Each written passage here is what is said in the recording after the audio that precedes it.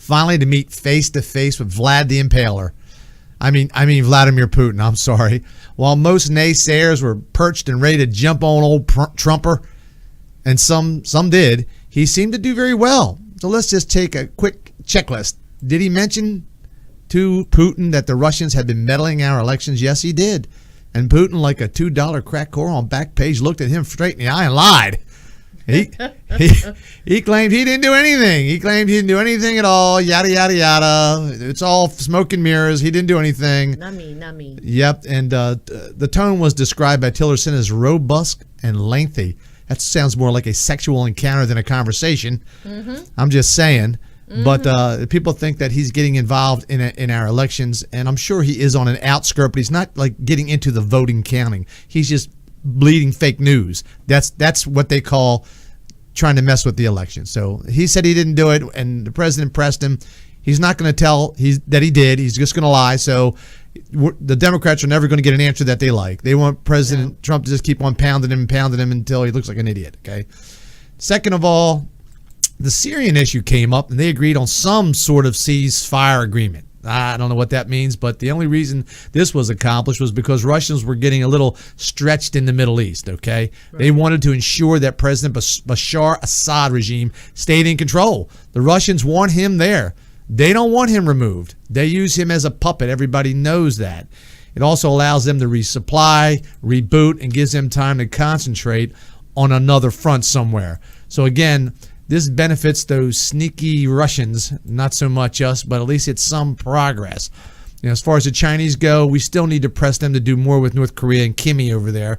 Let's face it, the problem is ours and ours alone. Okay, the Russians, they don't give a rat's, ASS. They don't care. China, they don't give a crap either.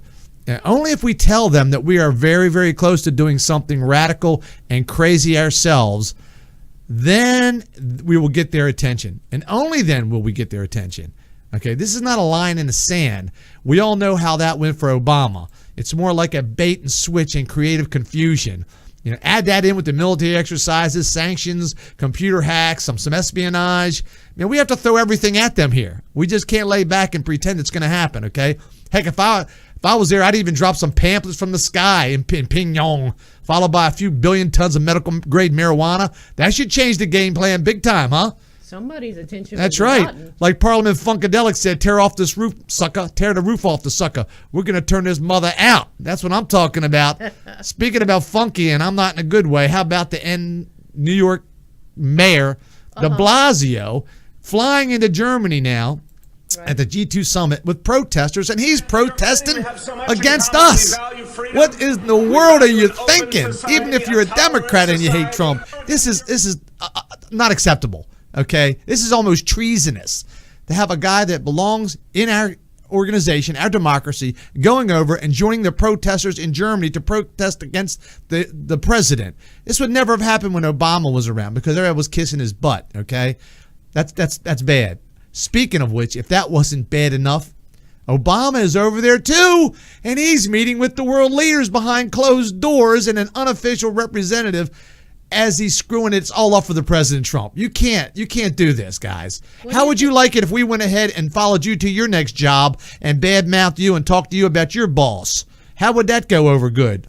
What do you think he's trying to accomplish behind closed doors? I think he's trying to set his Democratic agenda up. He's got his whole history that he's hoping will not just disintegrate because Trump's veto and everything, which, by the way, that was all approved by Obama himself, who changed the veto rules. So he's getting a taste of his own medicine, and now he's upset. And so it looks like a Clinton move to me. It looks like, I think he had something else going on back there, too. Even if you hate the president, come on, this is treasonous. You can't go over there when we're trying to straighten out all this stuff. Too much is at stake. It's very high risk, high reward.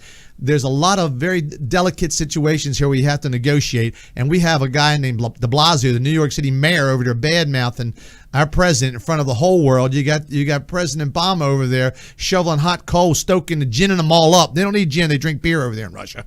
And in Germany, they're in Germany now, so they don't need any of that. So Obama, just go take your vacation. You had your 8 years. Leave us alone. Let us do our thing, okay? He just won't go away. They really, the Democrats are really still like. And I'm surprised they don't step up and say to themselves, hey, even us. There has to be honor amongst thieves.